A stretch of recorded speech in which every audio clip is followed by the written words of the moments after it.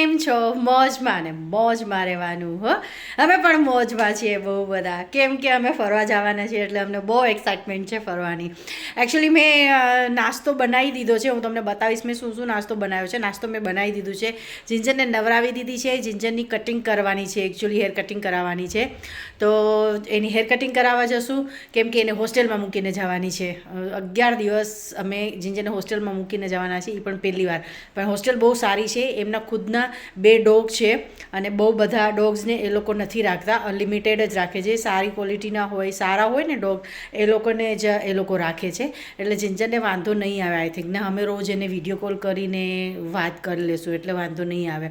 રહી જશે, કારણ કે ક્યારેક ક્યારેક બહાર કાઢવા બી પડે. એ લોકોને ક્યાંય ગઈ જ નથી બહાર, એટલે કે આમ આવી રીતે ફ્રી છૂટી પડી જ નથી અમારાથી. તો પહેલી વાર અમે એને છૂટી પાડી છે. થોડી ચિંતા છે પણ વાંધો નહીં આવે. પેકિંગની તૈયારી ફૂલ થઈ ગઈ છે. મેં બધું તૈયાર કરીને રાખ્યું છે, બસ ખાલી બેગ પેક કરવાની બાકી છે. એ બી હું કરી દઈશ.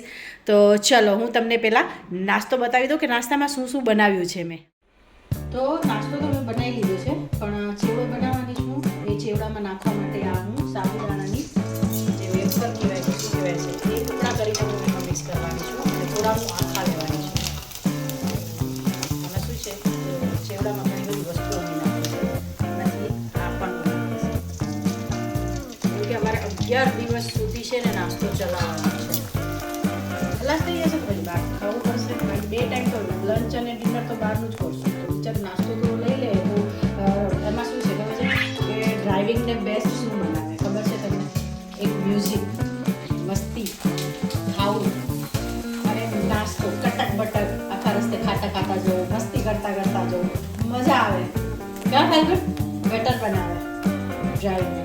કારણ કે અમારી ડ્રાઈવ બહુ લાંબી છે. અમારે 3000 થી 3500 કિલોમીટર અમારે ડ્રાઈવ છે 11 દિવસમાં.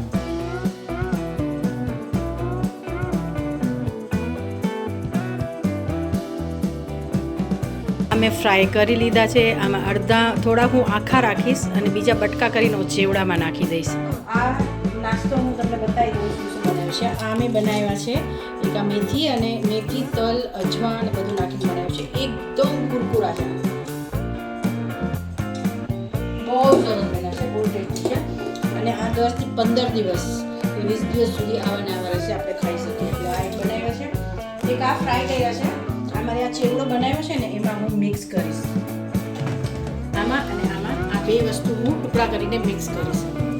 અને એક આ બીજી વસ્તુ બતાવું શું છે. આ હું પછી મિક્સ કરી અને ડબ્બાઓ નહીં લઈ જાઉં, થેલીઓમાં પેક કરીને લઈ જઈશ. પોલિથીનમાં પેક કરીને લઈ જઈશ, એટલે ફ્રેશ બી રહે અને જેટલું ખવાતું છે ને એટલી પોલિથીન પછી આપણે ડસ્ટબિન નાખી શકીએ. કારણ કે ડબ્બા ના સચવે, ડબ્બા એક વ્યક્તિની જગ્યા નથી, એટલે ડબ્બા એક કોઈ લઈ જ નથી જવાની.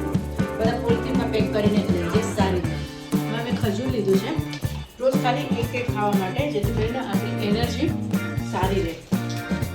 થોડું સ્વીટ ખાઈએ એટલે એનર્જી સારી રહે. પછી આ 2 ટીચકું લીધા છે અને આમાં શું છે, આમાં મેં પીનટ્સ લીધા છે, કારણ કે પાલતુ પીનટ્સ રોજ થોડા થોડા ખાય છે, એક વખતે જાય છે.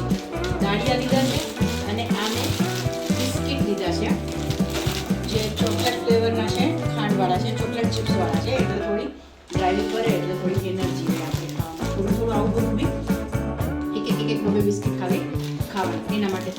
રાજકુમારી, મારી રાજકુમારી નાઈ કરી લીધી છે. કેટલી ચોખ્ખી ચોખ્ખી થઈ ગઈ છે. આના આજે છે ને મુંડન થઈ જશે. આજે જિંજાનું મુંડન થઈ જશે, કેમ કે અમે છે ને કટિંગ કરાવીને મૂકી આવશું એટલે વાંધો ના આવે. જિંજાબેન થોડા ઉતાવળા થયા છે. ચાલો ચાલો ચાલો ચાલો.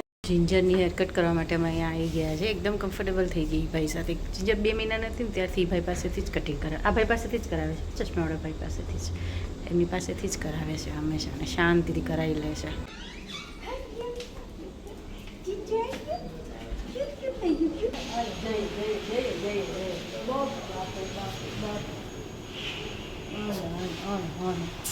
બસ ચાલ ચાલો જઈએ. જિંજરબેનની કટિંગ થઈ ગઈ છે. દેખાય છે જિંજરબેન? એ જિંજર એ જતો થાકી ગઈ છે, થાકી ગઈ છે. જો જો જો જો કેવું કરે, જોઈ લે. અરે જી. તો ચાલો જમી લઈએ. આ ગવાર બટાટાનું શાક બનાવ્યું છે, આ ફ્રાઈમ્સ ને આ રોટલી. તો જમી લઈએ. અને જિંજરબેન જોઈ લે. જિંજરબેન ક્યારની અટેન્શન માગે છે. ટ્રીટ આપી તો પણ ખબર નહીં કેમ.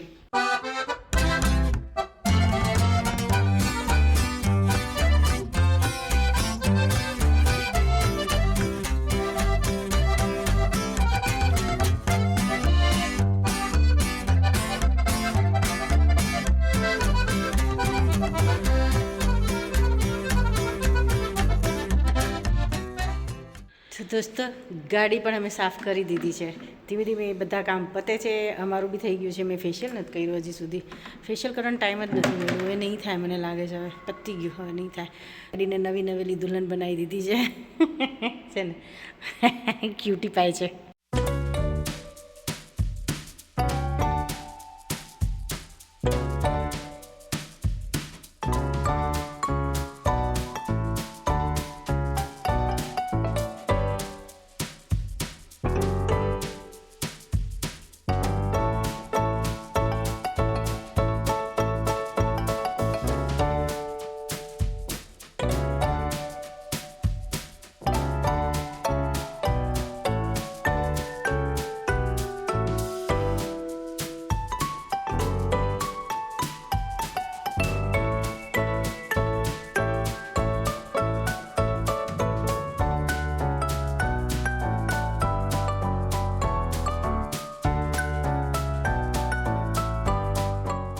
પેકિંગ પતી ગયું છે. બસ ખાલી થોડી ટોયલેટરી, કટલેરી અને મેકઅપનો સામાન એ પેક કરવાનું બાકી છે. બહુ બધા બેગ્સ થયા છે, ખબર નહીં ડિક્કીમાં સમાશે કે નહીં.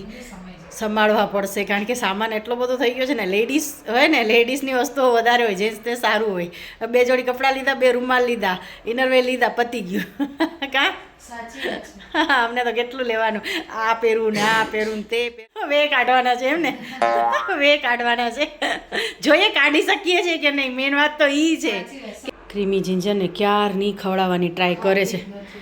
એને છે ને ખબર પડી ગઈ છે કે બહાર જઈએ છીએ, પણ એને એ નથી ખબર કે એ બહાર ફરવા એ નથી આવતી, એ હોસ્ટેલમાં જાય છે. એને પણ એટલી ખબર છે કે ક્યાંક બહાર જઈએ છીએ. એટલે મેડમ હા એની બેગ પેક કરી હતી ને, ઘડી ઘડી બેગ પાસે જાય છે ને કહે છે કે મને લઈ જાઓ, બહાર લઈ જાઓ, જલ્દી લઈ જાઓ.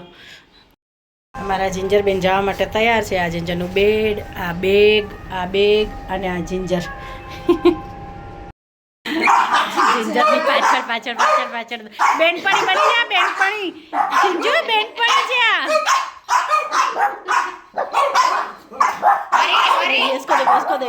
इसको देखो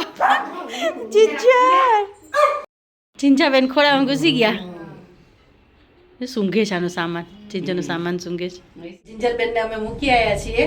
થોડી આજે કે આજે થોડી શાંત રહેશે, ડરશે, પછી સેટ થઈ જશે. તો ભોંકતા શીખશે, કાટતા શીખશે. કાટતી પણ નથી, કાટતી પણ નથી. આમ લાગે ઓલા નહીં કે શેતાન બચ્ચાઓની સાથે રહીને શાંત હોય ને પણ શેતાન થઈ જાય. મને એવું લાગે છે 10 દિવસમાં શેતાન થઈ જશે. આમાં શું છે, લઈ જઈએ ને એને તો એ હેરાન થઈ જાય. સાચી વાત છે. કારણ કે ડોગ્સ માટે ઘણી જગ્યાએ ઘણી વસ્તુ અવેલેબલ જ નહીં હોતી, અલાઉડ નહીં હોતું. તો એના કરતા તો અહીંયા મૂકી દે, શાંતિથી ખાય, પીએ, સુવે. બુકિંગ્સ બી નથી ક્યાંય, તો બુકિંગ નથી કર્યા અમે આ વખતે અમે એમને જ નીકળી જવાના છે.